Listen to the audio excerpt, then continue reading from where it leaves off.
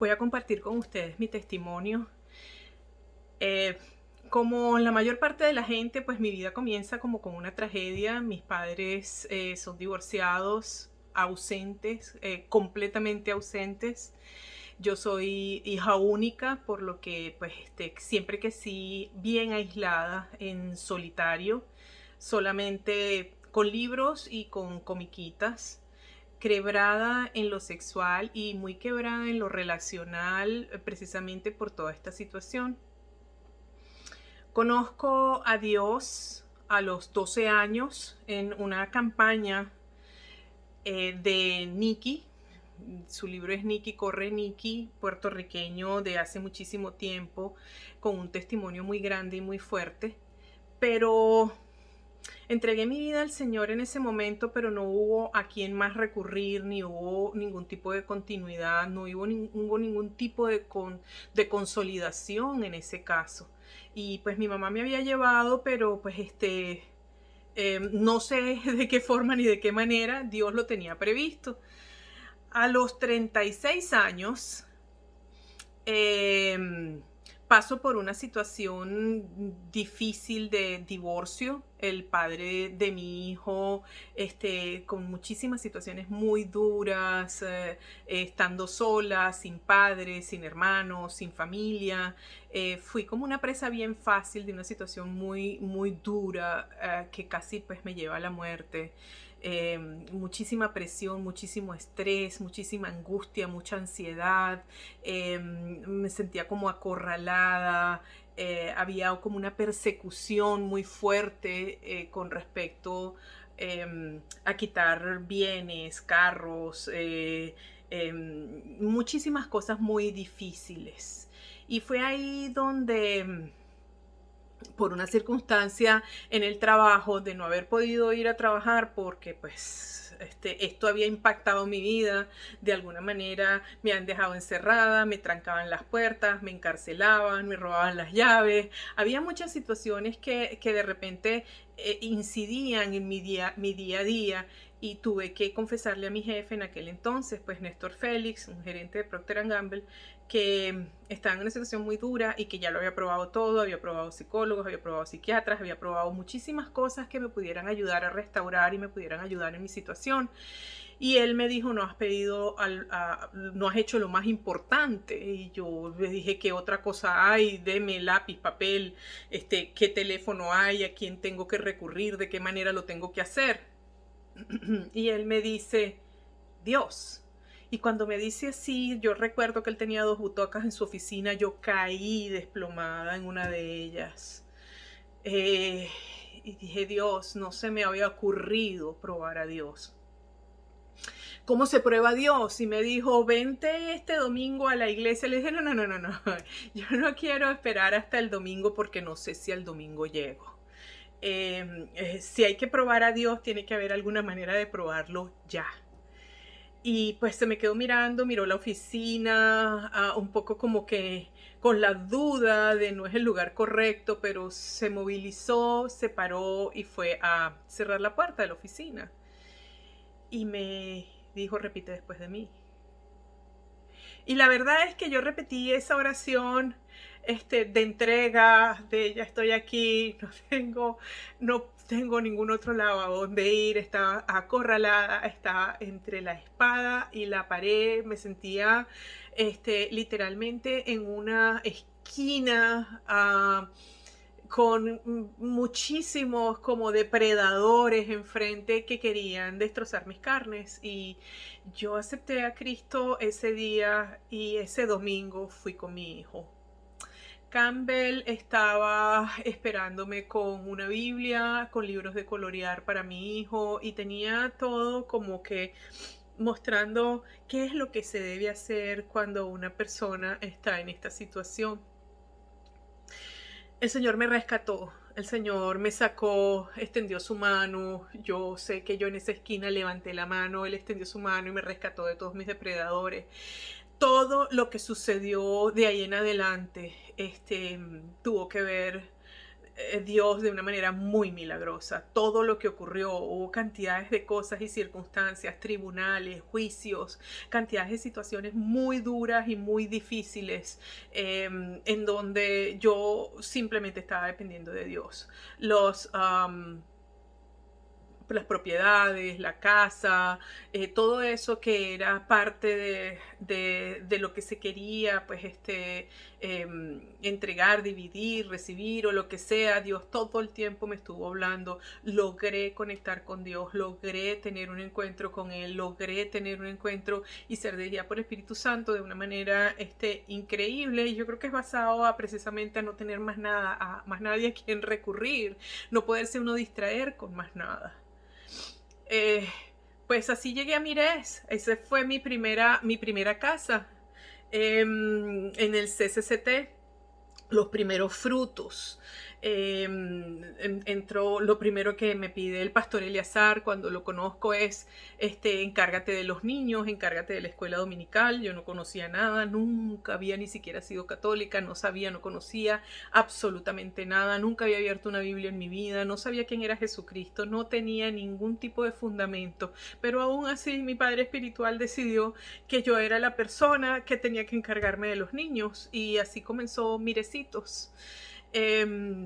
Comenzó la preparación, comenzó el seguir dependiendo del Señor y seguir formando en los niños, pues en lo que Dios me había entregado, todo lo que Él iba procesando y todo lo que Él iba haciendo y todo lo que Él me iba enseñando.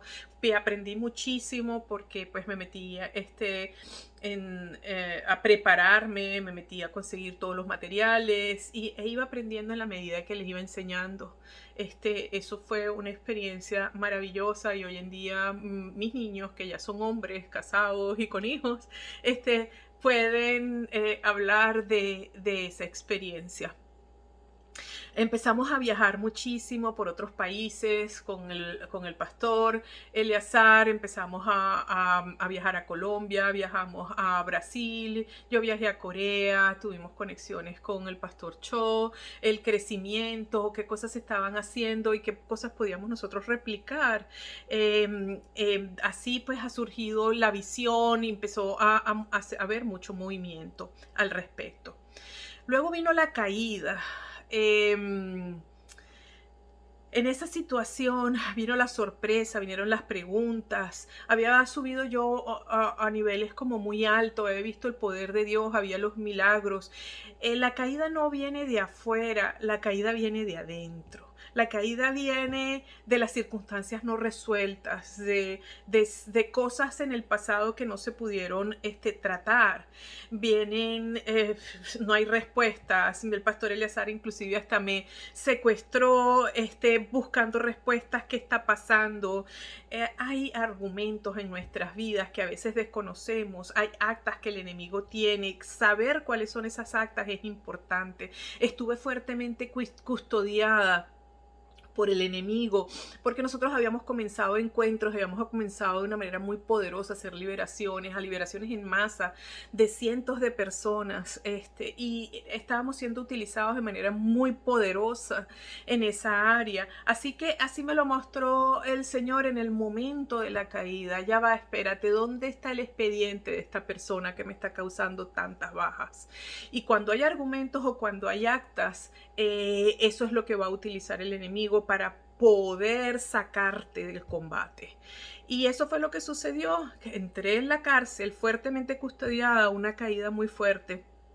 Yo la verdad tengo que pedirle muchísimo perdón a mi iglesia Mires y a todas las personas que estuvieron involucradas, incluido todos mis niños de Mirecito, incluido todo el que de alguna manera pues recibió el impacto y el golpe, porque yo estoy segura que aunque no lo hemos hablado, el impacto no fue solamente mío, sino el impacto fue para todos. Y yo quiero en esta oportunidad pedir perdón por todo lo que pudo haber ocurrido, y que nos recordemos en este momento que de todas estas cosas el Señor ha traído maravillosos resultados, y que en aquel momento no los podíamos ver, pero si de alguna manera en tu corazón ha habido algo que eso impactó o que te hizo alguna herida, yo te pido en este momento de todo corazón que me perdones, porque esa es la fuente de todas las situaciones, y lo que hemos aprendido.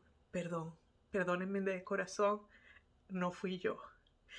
Y sigo, pues la hija pródiga regresó a Mires con mucha vergüenza. Yo no quería regresar, pero el Espíritu Santo, cuando ya me instó, me puso sobre la frente que yo tenía que regresar a mi casa Mires, y así lo hice. No fue fácil la situación para poder regresar. Llegó un momento en donde hubo tantas situaciones en mi vida negativas, donde hubo tantas circunstancias que me estaban apremiando. Ya lo último fue una inversión de dinero muy fuerte en la cual perdí todo el dinero, y fue en esa circunstancia donde yo regresé al Señor, y donde precisamente regresando al Señor empecé a leer la Biblia por la premura del dinero que había invertido, y comencé a hablar con la persona en donde había hecho la inversión y le empecé a decir: necesitamos buscar de Dios, necesitamos buscar de Dios. Impactantemente, esta persona quería resolver de acuerdo a como tenía pensado, y finalmente, cuando no consiguió solución, me dijo: bueno, vamos a hacerte caso, vamos a orar, te voy a escuchar, ¿qué es lo que me quieres hablar de Dios? Así fue que Dios me rescató cuando ya estaba pues prácticamente en el piso, y quedamos que al día siguiente a las 9 de la mañana nos íbamos a reunir, y esa noche él sufrió una ACV y murió instantáneamente. Y eso fue como tan fuerte. Su viuda me dijo: llévame a la iglesia, llévame a la iglesia. Y eso presionó a que yo fuera, y empecé: vamos a esta, vamos a aquella, vamos a la otra, no, vamos a Mires, me decía el Espíritu Santo. Y así fue como regresé. La hija pródiga regresó en obediencia, y comencé desde cero. Maravillosamente, en toda esa iglesia y ese templo tan grande, yo escondida en la oscuridad, pensé que nunca nadie me iba a mirar, y ahí estaba William, que me dijo: tengo 10 años orando por ti. Esa es mi iglesia, ese es Mires. Esos son mis hijos, esos son mis hermanos, esa es la gente que vio, que vivió y que experimentó toda esta situación. La hija pródiga llega y empieza de cero. No importa dónde haya estado, hay que empezar de cero, hay que empezar una nueva oportunidad, es una nueva temporada. Es ahí donde de repente empiezan las preguntas: ¿por qué me pasó esto, Señor? Y el Señor responde: no es por qué, es para qué, que las cosas que suceden tienen un propósito y son importantes en nuestra vida. Y me pidió: sal de tu tierra, sal de tu parentela. Sal de tu tierra, sal de tu parentela, empieza otra vez de cero, cierra todas las puertas, tranca todo lo que has hecho, todo lo que has vivido hasta ahora forma parte de tu pasado, y ahora empieza un comienzo. Y así lo hice. Entonces comienza este proceso, es ahí donde comienza el proceso de conocerme. Porque hasta ese momento yo había entrado por todas las disciplinas, por todas las cosas que tenemos que hacer. Habíamos pasado por todo, implementamos los encuentros, implementamos los temas, las liberaciones, inclusive hasta las sanidades. Pero es ahí, después, cuando el Señor empieza a llevarme por el proceso de conocerme. Porque si la palabra dice que todas las cosas viejas pasaron y todas son hechas nuevas, el verdadero nacimiento no ocurre hasta que uno pone todo. Lo lleva todo a la cruz del Calvario, hasta que uno puede tratar con todas las heridas, hasta que uno puede entrar hasta lo más profundo, hasta que uno puede identificar todas las cosas que tiene. Y hay que llevarlas a la cruz. Hay que llevar todas esas cosas, y sobre todo hay que perdonar. Y es ahí donde nazco de nuevo. Es ahí donde verdaderamente entiendo los propósitos, es ahí donde entiendo qué es lo que Dios ha hecho con mi vida, entiendo todo lo que Él quería hacer. Habían cosas en mi vida que estaban tan escondidas que ni siquiera yo conocía, habían cosas que estaban en el subconsciente, porque cuando hay situaciones en tu vida que son muy difíciles, uno no las puede reconocer, uno simplemente tiene muchos elementos de evasión para poder taponear y no hacer lo que que corresponde, y el proceso que corresponde es el proceso de conocernos, el proceso de mirar adentro, de saber quiénes somos, de saber qué hemos pasado, de qué manera nuestra pintura ha sido deteriorada, y buscar del pintor para que la restaure en todo su esplendor y como había propuesto desde un principio, desde antes de la fundación del mundo, que esa pintura iba a resultar. Y eso fue lo que pasó. El proceso no fue corto, el proceso llevó como 3 años. Tuve que perdonar a mi madre, tuve que perdonar cantidades indecibles, tuve que limpiar el templo. ¿Saben qué es la restauración y el perdón? Limpiar el templo es sacar cantidades de basuras que habían adentro acumuladas que ni siquiera yo conocía. Tocó sacar con cartas, tocó sacar con rabias, tocó sacar cantidades de situaciones que estaban ahí como amalgamadas, como formando parte de mi ser, pero no siendo parte, y entregar todo eso y ver al Señor cómo lo llevaba y lo metía en una bolsa y lo clavaba en la cruz y lo quemaba, y ver entonces todo el proceso de recibir el perdón y de entregar y de dar el perdón. Amar a quien me hirió y perdonarlos porque ellos no saben lo que están haciendo o lo que hicieron. Plumas al viento. El Señor me saca en el 2013 de Venezuela por una situación. Básicamente habíamos estado haciendo en el INOF un encuentro tremendo. Todos los pastores de Mires se llegaron a ese lugar. Fue un sábado de gloria. Más de 750 personas aceptaron a Cristo en ese lugar. Impresionante el mover de Dios. El enemigo luego de eso se levantó, y cuando se levantó una persecución feroz, una situación que le ocurrió a mi hijo en el país en donde estoy, en Estados Unidos, que apresuró mi salida, y esa noche el Señor me dijo: te estoy sacando justo a tiempo. Yo no entendía justo a tiempo de qué. Y una vez más quedé sin Mires, quedé sin familia, quedé sin padre, quedé sin nada, porque Dios me llevaba a hacer una restauración a favor de mi hijo, una restauración importante. Y ahí me entrega una iglesia en este lugar. Lo más importante sucede luego de un tiempo. Conexión 2020 es una nueva unción, es una nueva temporada. Es volver al llamado. Es darme cuenta de que el llamado es que todos están enfermos y Dios me ha llamado para otras cosas, que ya se restauró y se resolvió la situación de mi hijo. Me dice el Señor: están todos enfermos, pero no todos están listos. Te doy un manto de autoridad, te doy un manto de restauración, te doy unción de sanidad y milagros, y te doy una unción especial para resolver casos que son imposibles de resolver. Ese es el llamado. Y eso es lo que Conexión 2020 trajo. Renovó todo eso que estaba ahí, todo eso que estaba acumulado. Hubo mucho proceso y mucho trabajo. Quiero decirles claramente que eso fue Conexión 2020, y que ha quedado demostrado por las personas que de alguna manera han recibido, y no las conozco a todas, pero con muchas se han comunicado conmigo, y a otras han entrado en un proceso o en una dinámica de restauración.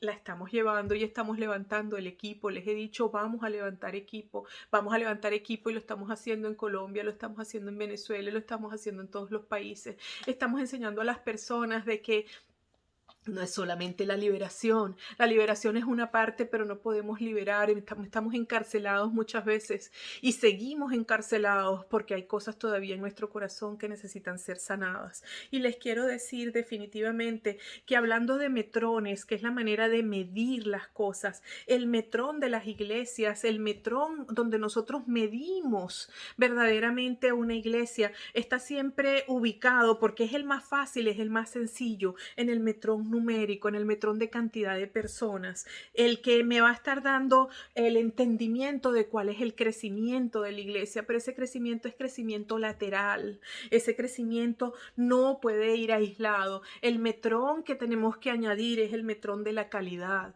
es el metrón de poder entender que nosotros necesitamos medir la condición de las personas, y no por sus frutos. Me decía el Señor: ¿cómo no por sus frutos? Pues que dependiendo de qué es lo que tienes en tu corazón, tus frutos van a generar y te vas a multiplicar en eso mismo. Pero mientras no hemos sanado, nuestros frutos no van a estar generando corazones que estén conforme al corazón de Dios, como lo tenía David. Cometió muchos errores, tenía muchas situaciones y circunstancias. Y sin embargo, él dijo que su corazón era un corazón que estaba conforme al suyo. El metrón que estamos tratando de impulsar es el metrón precisamente de calidad, es el metrón de poder medir la condición de tu corazón. Y cierro para preguntarte, ¿cómo está tu corazón? Dios te bendiga.